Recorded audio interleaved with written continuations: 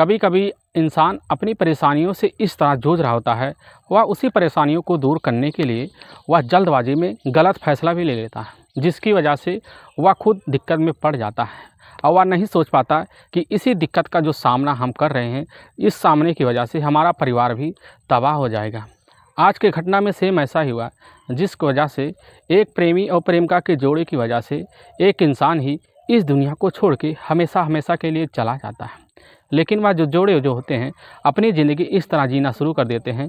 वह तो सोचते हैं कि पुलिस हमें पकड़ पाना पुलिस के लिए काफ़ी एक कड़ा कदम भी बन जाएगा। अब इसी वजह से जो पुलिस होती है, जब इस घटना की सच्चाई सबके सामने जब लाती है, तो इसे सुनने के बाद लोगों के रूह भी काँप जाते हैं।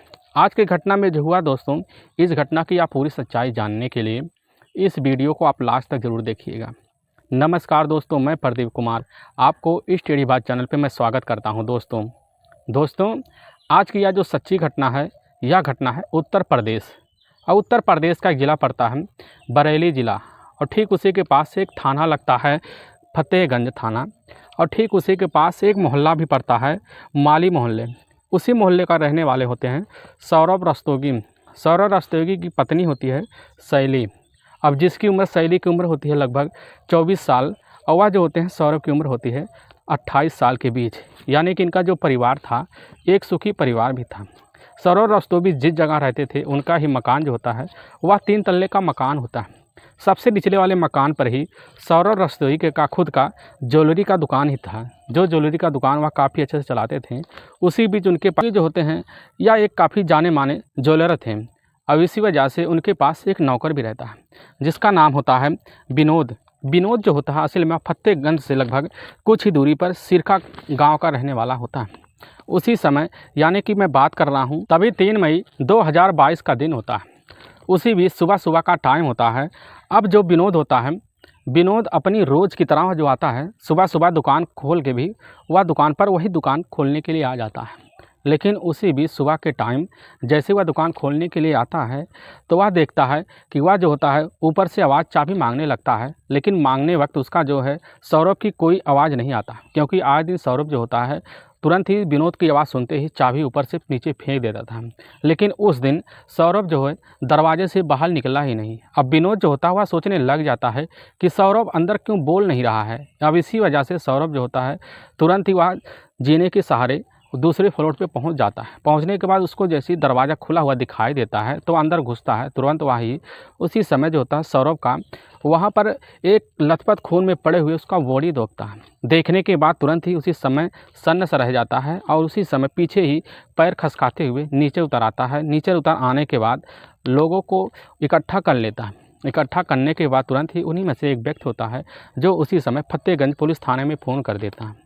फ़ोन करने के बाद फतेहगंज की पुलिस थाने की जो टीम होती है, अब उसी समय जहां पर सौरभ रस्तोगी का जो मकान था, उसी मकान में पुलिस जैसी पहुंचती है, तुरंत ही 2nd फ्लोर पर चढ़ जाती है। चढ़ने के बाद पुलिस की जो टीम होती है, सब इंस्पेक्टर उसी में होते हैं। सब इंस्पेक्टर तुरंत ही सौरभ के बॉडी को देखने लग जाते हैं। तभी उसके बॉडी को देखने में पुलिस तुरंत ही अब जैसी देखने लग जाती है, तो देखने में तुरंत ही लगने लगता है कि इसके बॉडी पर काफ़ी जो है गोलियाँ भी चलाई गई हैं, और इसके गले में काफ़ी गहरे घाव हैं, और इसके हाथ पैर दोनों उसी समय बंधे हुए भी थे। पुलिस तुरंत ही अब इस डेड बॉडी को जो बंधे हुए थे उसको भी खोल देती है, और इस तरह उस डेड बॉडी को पलट कर देखने लगती है। अब तुरंत ही सौरभ रस्तोगी की जो पत्नी होती है वह 2 मई 2022 को ही वह जो है अपने ही मायके मेरठ चली गई थी। मेरठ गई थी वो अपना इलाज कराने के लिए, और उस तुरंत ही जैसे पुलिस अब उसके समय जो उसकी पत्नी है फ़ोन करके उसको भी खबर दे देती है। अब जैसे ही उसी समय जो होती है शैली इस चीज़ की खबर पाते ही तुरंत ही दिल्ली से वह उसी समय तुरंत ही अपने घर के लिए चल देती है। लेकिन दूसरे दिन का टाइम हो जाता है।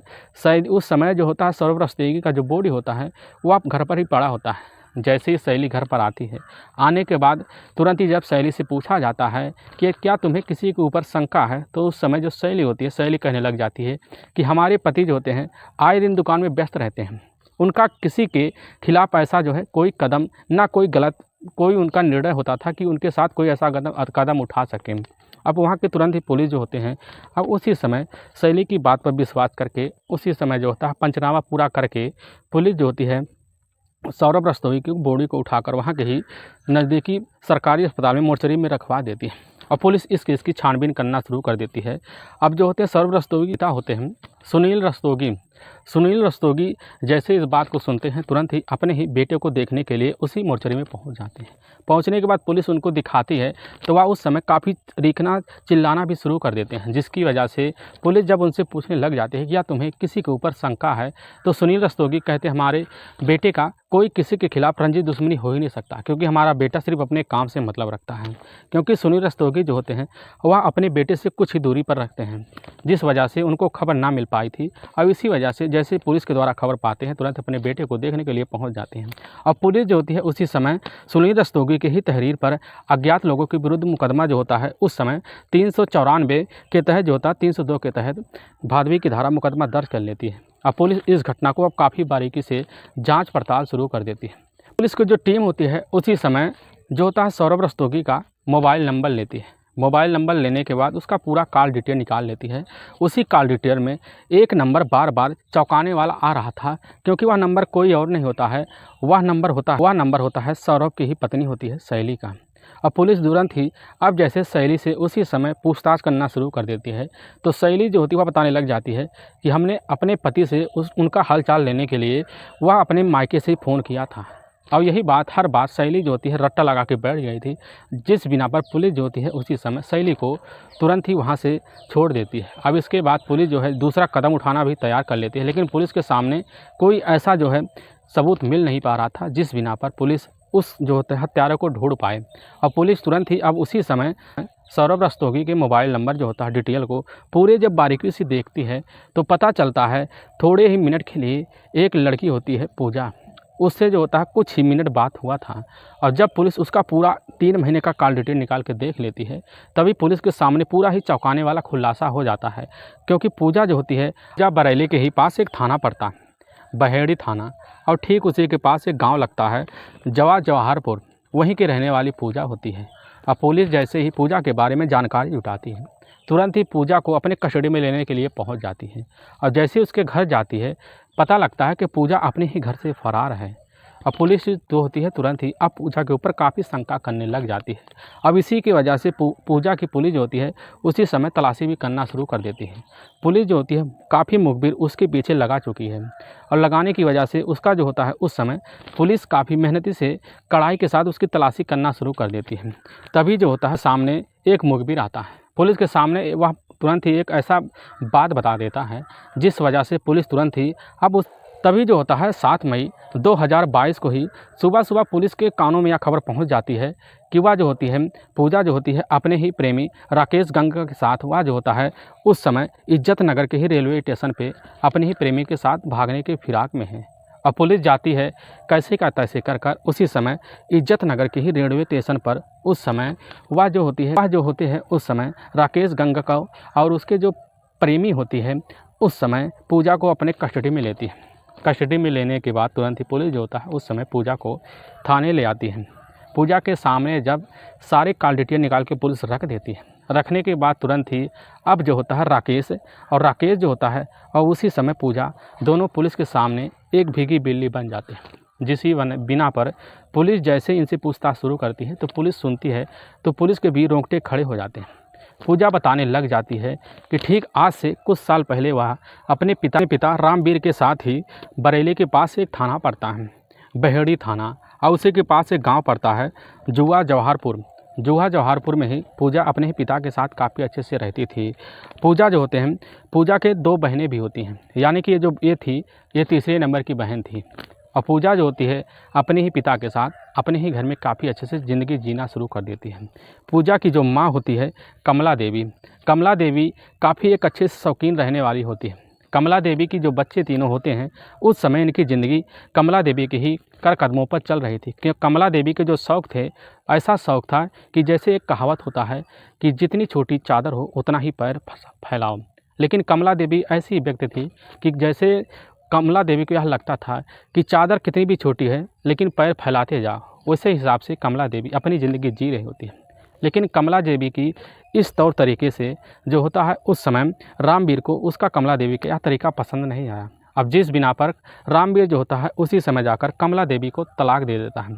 कमला देवी जो होती है उसी समय अपने ही मायके मोहम्मदपुर के ही आके इसी गांव में रहना शुरू कर देती है, जिस वजह से तीनों बच्चों को ज़िंदगी को वह साथ लेना भी इनके साथ जीना शुरू कर देती है। धीरे धीरे बच्चों की जो ज़िंदगी होती है वक्त इस तरह गुजरने लगता है।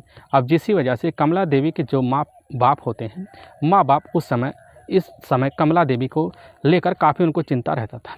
और कमला देवी की जो तलाशी होती है इस लड़के की तलाशी करने के लिए उसी समय सोचते हैं क्यों ना एक लड़के की तलाशी कर कमला देवी का शादी कर दिया जाए।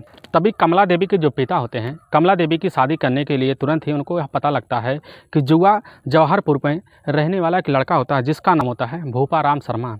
भूपाराम शर्मा जो होता है असल में वह एक सेनावृत्त होता है। सेनावृत्त की तैनाती पर वह अपना जो होता है जीवन जी रहा होता है, लेकिन वह भी एक तलाकशुदा आदमी था। इसी वजह से तुरंत ही जो होते हैं उस समय जाकर कमला देवी की शादी भूपाराम के साथ कर दिया जाता है। अब भूपाराम अपनी ही पत्नी कमला देवी के साथ काफ़ी अच्छे से ज़िंदगी जीना भी शुरू कर देते हैं। धीरे धीरे वक्त बीतने लगता है। अब उस समय जो कमला देवी की तीनों बच्चियां थीं वह अपनी जो है उस तरह जवानी की दहलीज पर पहुंचना शुरू हो जाती हैं, जिसकी वजह से उनके माँ बाप को उस समय अपने तीनों बच्चियों की शादी की चिंता होने लगती है, जिसमें दोनों बड़ी बेटियाँ जो होती हैं उनकी शादी कमला देवी जो है जल्द से जल्द कर देती है। लेकिन यह जो होती है पूजा जो होती है, पूजा वह बरेली के ही डिग्री कॉलेज में अपना बीए का सेकेंड ईयर्स का जो पढ़ाई होता है वहीं पर पढ़ाई भी शुरू कर देती है। तो पूजा जब उसी कॉलेज में पढ़ने के लिए जाया करती थी तो उसी कॉलेज में उसका ही सहपाठी दोस्त होता है। वह कोई और नहीं होता है, वह होता है राकेश कुमार गंगवार। राकेश कुमार गंगवार, उसके पिता का नाम होता है हीरालाल गंगवार। असल में हीरालाल गंगराव जो होते हैं, हीरालाल गंगराव के 2 बेटी और 1 बेटा था। इनकी दोनों बेटियों की शादी भी हो चुकी थी, लेकिन सबसे छोटा जो बेटा होता है यह होता है राकेश गंगराव। राकेश गंगराव जो होता है उसी कॉलेज में जाकर अपनी पढ़ाई कर रहा होता है।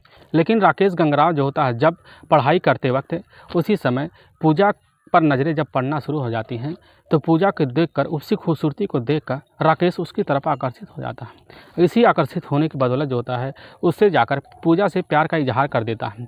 अब जिस बदौलत जो पूजा होती है, पूजा उसी समय राकेश को भी अपना मान लेती है और दोनों जो होते हैं उसी समय साथ जीने और मरने की कस्में भी खाना शुरू कर देते हैं। इन दोनों लोगों का जो जीवन होता है यह काफ़ी अच्छे से पटरी पर चलना शुरू हो जाता है। और इनका जो प्रेम प्रसंग जो इस तरह चल रहा होता है, इस तरह प्रेम प्रसंग के जो चर्चे होते हैं पूरे गाँव में फैल चुके थे। इधर जैसे पूरा फैल होने की वजह से उसी समय जो होते हैं राकेश के जो पिता होते हैं उस समय हीरालाल राकेश की शादी करवाने के लिए फैसला भी ले लेते हैं और राकेश की शादी के लिए भी तारीख भी पड़ जाता है। लेकिन उधर जो होते हैं पूजा के जो पिता होते हैं भूपाराम अपनी ही बेटी के इस बारे में जैसे सुनते हैं तुरंत ही अपनी बेटी की शादी करवाने के लिए वह फैसला भी ले लेते हैं।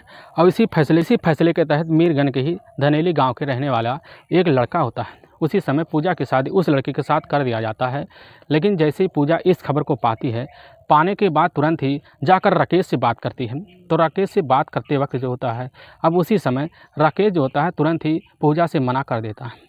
कहता हम तुम्हारे साथ शादी नहीं कर सकते हैं क्योंकि हम अपने माता पिता के खिलाफ नहीं जा सकते हैं। अब जैसी पूजा इस बात को सुनती है तुरंत ही पूजा काफ़ी भन्ना जाती है। पूजा तुरंत ही अब जाकर राकेश गंगराव से ऐसी जो है उसके सामने ऐसा खतरनाक जो है उस समय बात बोल देती है, जिस वजह से वह सुनता है काफ़ी एक गुस्सैला हो जाता है। लेकिन कैसे ना तैसे कहकर पूजा जो होती है उससे कहने भी शुरू कर देती है कि अगर तुम हमसे शादी नहीं करोगे तो हम तुम्हारे खिलाफ शोषण का आरोप लगाकर थाने में दर्ज करवा देंगे। अब जैसे इस बात को जो होता है अब उसी समय यह सुनता है तो राकेश काफ़ी भन्ना जाता है। अब इसी बात पूजा को लेकर वह जो होता है 20 अप्रैल 2017 का वक्त होता है। उसी समय पूजा को लेकर वह फरार हो जाता है और फरार होने के बाद राकेश जो होता है राकेश अपने मामा प्रकाश के पास चला जाता है, क्योंकि ओम प्रकाश था। ओम प्रकाश को जो घर पड़ता है वह पड़ता है देवराना के ही थाना पड़ता है जमुनिया, और उसी जमुनिया के पास एक इलाका पड़ता है, वहीं का रहने वाले होते हैं। जाकर जैसे ही राकेश और पूजा दोनों अपने ही मामा यानी कि ओम प्रकाश के पास रहना भी शुरू कर देते हैं और रहने के बाद उनका जो ज़िंदगी होता है काफ़ी अच्छे से चलना शुरू हो जाता है। अब समय जो होते हैं राकेश और जो होती है पूजा को जो ज़िंदगी होता है वह जाकर एक पटरी पर चल चुकी थी। लेकिन इनका जो पटरी होता है या जो रास्ता होता है, इस रास्ते में इनका जो कारण बन रहा था वह कोई और नहीं होता, वह सबसे बड़ा कारण होता है, वह होता है पैसा। क्योंकि पैसे की पूर्ति जो होती है और जो होते हैं राकेश के जो शौक़ थे वह पैसों की बदौलत धरे के धरे रह जाते थे। अब इसी वजह से पूजा जो होती है राकेश से पैसे ना पाने की वजह से काफ़ी खफा सी रहती थी। उसी बीच जो होता है बरेली के ही फतेहगंज के एक इलाका है माली, उसी माली मोहल्ले में जो होता है एक ज्वेलरी का दुकान होता है, काफ़ी बड़ा दुकान भी होता है। वह दुकान इतना बड़ा होता है कि उस दुकान के जो चर्चे थे आस पड़ोस के होते हैं, क्योंकि वह दुकान किसी और का नहीं होता है, वह दुकान होता है सुनील रस्तोगी का। सुनील रस्तोगी जो होते हैं उस दुकान के मैनेजर भी होते हैं। अब उनका दुकान इस तरह चलने लगता है कि वहाँ के जो इलाके में जितने भी उनके ग्राहक थे सब उनके एकदम हितैषी भी बन गए थे। तभी उसी बीच जो होती है अब पूजा अपने ही नानी के साथ चलकर सुनील रस्तोगी के पास पहुँचती है। और उसी समय काफ़ी जो है सुनील जैसे ही उसी समय वो जाकर पूजा को देखते हैं, तुरंत ही पूजा से काफ़ी अच्छे से मेल मिलाप भी वहीं कर लेते हैं, क्योंकि पूजा जो होती है सुनील की काफ़ी अच्छे से ग्राहक बन गई थी। क्योंकि एक वक्त ऐसा आता है जिस वक्त पूजा उसी समय सुनील के यहाँ आना जाना लगा रखती है। सुनील रस्तोगी का एक लड़का होता है सौरभ रस्तोगी। सौरभ रस्तोगी जो था उसी दुकान पर बैठता रहता था। तभी उसकी जो नज़र होती है उसकी नज़र उसी समय पूजा पर पड़ जाती है और उसकी खूबसूरती को देखकर सौरभ तुरंत ही पूजा की तरफ आकर्षित हो जाता है। इसी आकर्षित के चलते वह पूजा के ख्यालों में दिन रात खोया रहता था। अब इसी की बदौलत वह जो होता है सौरभ इस बात को लेकर अपने मन में काफ़ी दिनों से ठान के बैठा था।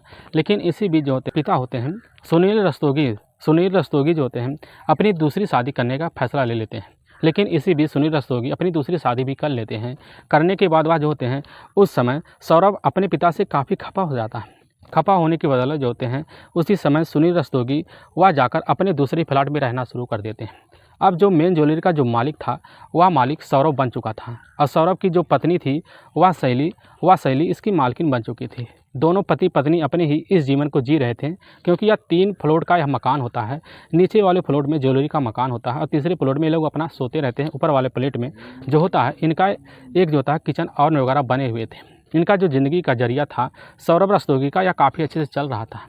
अब इसी बीच जैसे ही वह जो होती है उस समय पूजा की नज़र सौरभ के ऊपर पड़ती है, तो पूजा भी देखकर उसी समय सौरभ की हासियत और खासियत को देखकर आकर्षित हो जाती है। क्योंकि पूजा को सिर्फ जो होता है मतलब वह पैसों से होता है, क्योंकि उसकी जो पैसों की ज़रूरत थी वह पैसों की ज़रूरत नहीं पूर पाती। अब इसी वजह से आए दिन जो पूजा होती है पूजा सौरभ के ऊपर नज़र रखना शुरू कर देती है। अब उसके कैसे के तैसे कर पूजा जो होती है सौरभ का मोबाइल नंबर ले लेती है। अब नंबर लेने के बाद उससे जो होते हैं व्हाट्सएप के थ्रू वह बातें करना भी शुरू कर देती है। और बातें ऐसे ऐसे करती जिस वजह से जो होता है सौरभ पूजा की उस व्हाट्सएप के थ्रू इतना आकर्षित हो जाता है कि उससे रातों में बातें ऐसी करती जिस वजह से वह रातों में अपनी होश खो देता था। सौरभ की जो पत्नी होती शैली की उतनी सुंदर थी नहीं कि पूजा उसके सामने जो होती है दिखने में काफ़ी हूर लग रही थी। अभी सौरभ जो होता है अपनी पत्नी के ऊपर काफ़ी कम ध्यान देता है, लेकिन पूजा के ऊपर ज़्यादा।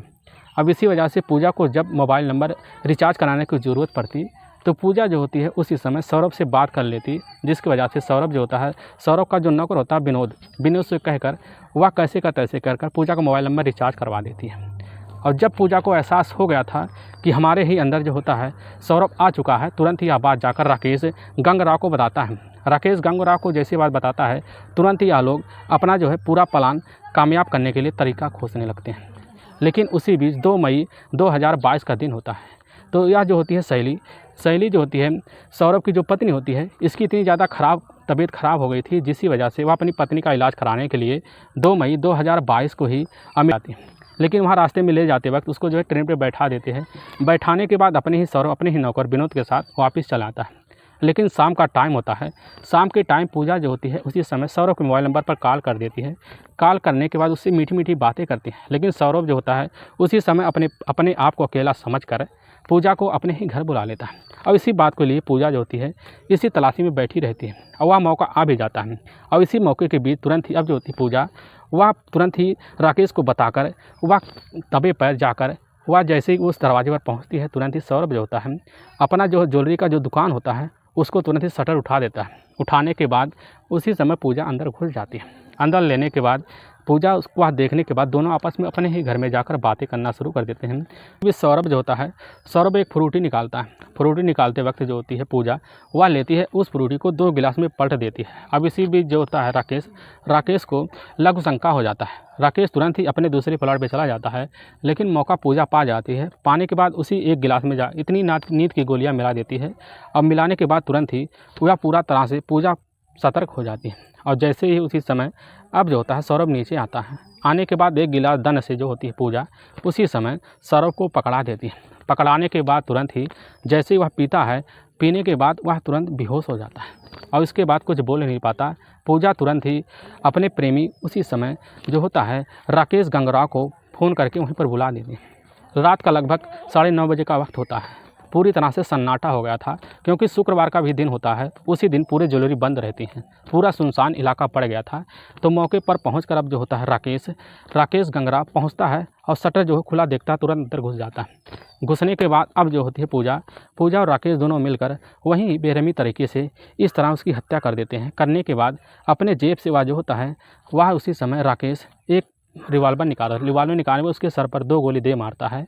मारने के बाद उसका जो उस समय गला होता है एक धारदार हथियार से रेत देता है और तुरंत ही जो दोनों लोग होते हैं अपने अपने घर चले आते हैं। वाकई में दोस्तों पुलिस के सामने यह सच्चाई जैसे आती है उसी समय पुलिस की जो है सुनने के बाद उनके पैरों तले से ज़मीन खिसक जाती है और पुलिस की जो टीम होती है उसी समय ले जाकर राकेश गंगराव और यह जो होती है पूजा दोनों को ले जाकर जेल में डाल देती है। दोस्तों इस घटना का सुनाने का उद्देश्य हमें किसी को परेशान करना नहीं है और ना ही किसी को दिल को ठेस पहुंचाना है। बस आपको यह बताना है कि आप जहां भी रहें आप सावधान और सतर्क जरूर रहें। दोस्तों फिर मिलेंगे नेक्स्ट वीडियो लेकर। तब तक के लिए जय हिंद, जय भारत।